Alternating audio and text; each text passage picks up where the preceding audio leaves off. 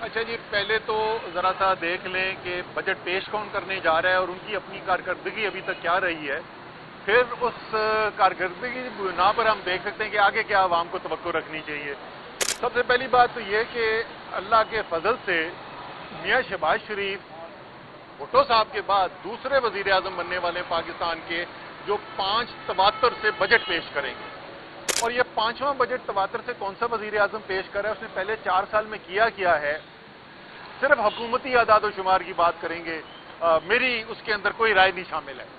हुकूमती आदाद व शुमार के मुताबिक पिछले 4 साल के अंदर जो मईशत की रफ्तार है बढ़ने की, वो आबादी की रफ्तार बढ़ने से भी कम है।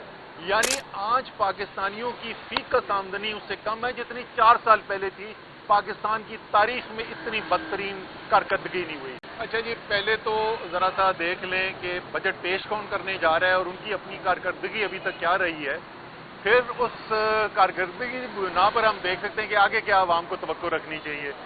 सबसे पहली बात तो ये कि अल्लाह के फजल से मियाँ शहबाज शरीफ भुट्टो साहब के बाद दूसरे वजीर आजम बनने वाले पाकिस्तान के, जो 5 तवातर से बजट पेश करेंगे। और ये 5वां बजट तवातर से कौन सा वजीर आजम पेश कर रहा है, उसने पहले 4 साल में किया है। सिर्फ हुकूमती आदाद व शुमार की बात करेंगे, मेरी उसके अंदर कोई राय नहीं शामिल है। हुकूमती आदाद व शुमार के मुताबिक पिछले 4 साल के अंदर जो मईशत की रफ्तार है बढ़ने की, वो आबादी की रफ्तार बढ़ने से भी कम है। यानी आज पाकिस्तानियों की फीकस आमदनी उससे कम है जितनी 4 साल पहले थी। पाकिस्तान की तारीख में इतनी बदतरीन कारकर्दगी नहीं हुई।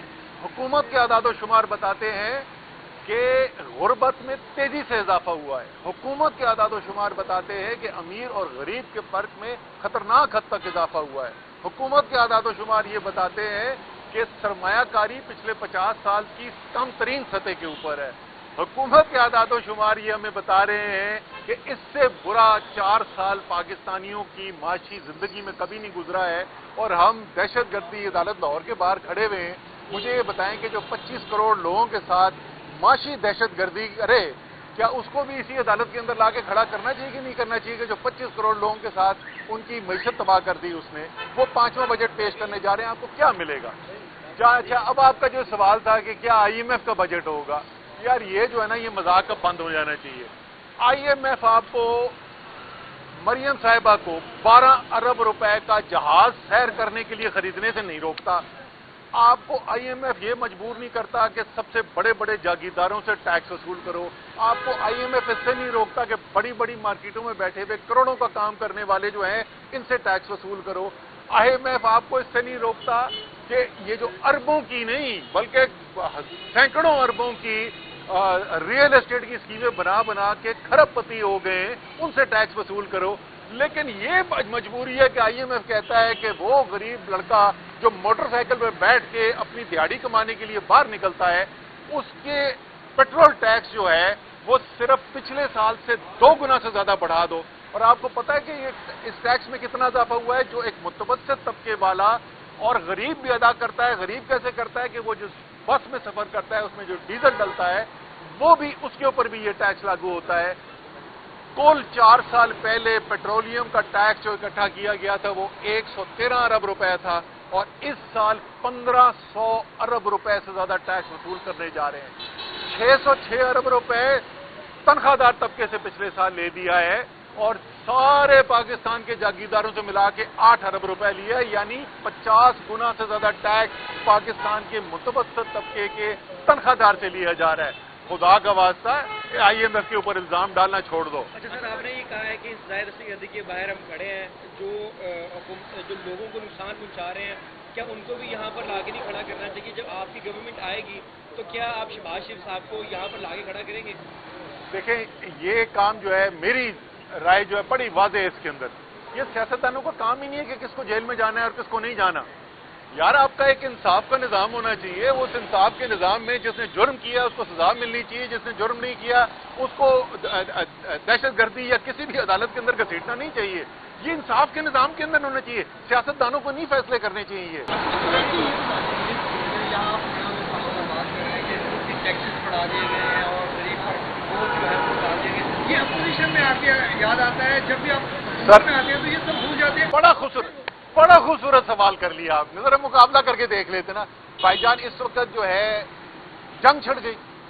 اسرائیل نے جو دنیا کا خطرناک ترین ملک ہے اور دنیا کی معیشت کے لیے، دنیا کے سکون کے لیے خطرہ ہے کہ اسرائیل، انہوں نے جی امریکہ کو بھی برگلا کے ایران پہ حملہ کر دیا. تیل کی قیمتیں عالمی منڈی میں بڑھ گئی. اب یہ تو حکومت پاکستان کا قصور نہیں ہے، مان گئے ہم نہیں ہیں.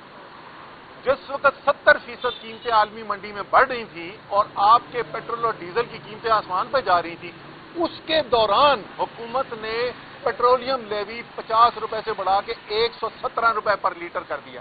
ٹھیک ہے جی. اب اس کا مقابلہ کر لیں کہ ہماری حکومت میں کیا ہوا. کورونا ہوا. کورونا جو ختم ہوا تو آپ کو پتا ہے اجناس کی قیمتوں میں بڑی تیزی سے اضافہ ہوا تھا. تیل کی قیمت جتنی ابھی ہے اس سے زیادہ ہو گئی تھی. $120 کے قریب تیل کی قیمت پہنچ گئی. حکومت نے کیا کیا تھا؟ ہر 2 ہفتے کے بعد جو پرائس سیٹ ہوتی تھی ٹیکس کٹتا تھا، کم کیا جاتا تھا. مجھے آج تک یاد ہے میں نے ایک دن پریس کانفرنس کی تھی اور کہا تھا آج پیٹرولیم لیوی 0 کر دی گئی ہے. اور یہ ہم پہ اس حکومت نے الزام لگایا. آپ وہ ویڈیو اٹھا کے دیکھ لیں. اس حکومت کے آنے کے بعد الزام لگایا کہ یہ کیسے لوگ ہیں، انہوں نے عوام کے اوپر ٹیکس 0 کر دیا. دیکھو نا کتنا بڑا ظلم کیا یار.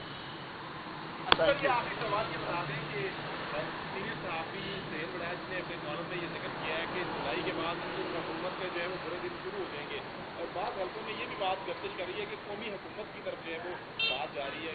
کیا سمجھتے ہیں کس طرح معاملہ جا رہا ہے؟ دیکھیں جتنی سہیل وڑائچ صاحب سیاست سمجھتے ہیں، جتنی ان کو پاکستان کے طاقت کی راداریوں کے اندر راز جو ہیں ان کو پتہ ہے، اتنے مجھے تو نہیں پتا.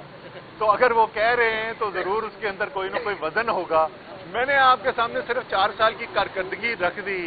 آپ مجھے بتائیں اس 4 سال کی کارکردگی اور جو عوام کے ساتھ کیا گیا ہے اس کے بعد حق بنتا ہے ان کا. ان کو تو خود ہی شرمندہ ہو کے چلے جانا چاہیے یار. معافی مانگ لیں قوم سے کہ یار آپ سے ہم معاف کر دیں.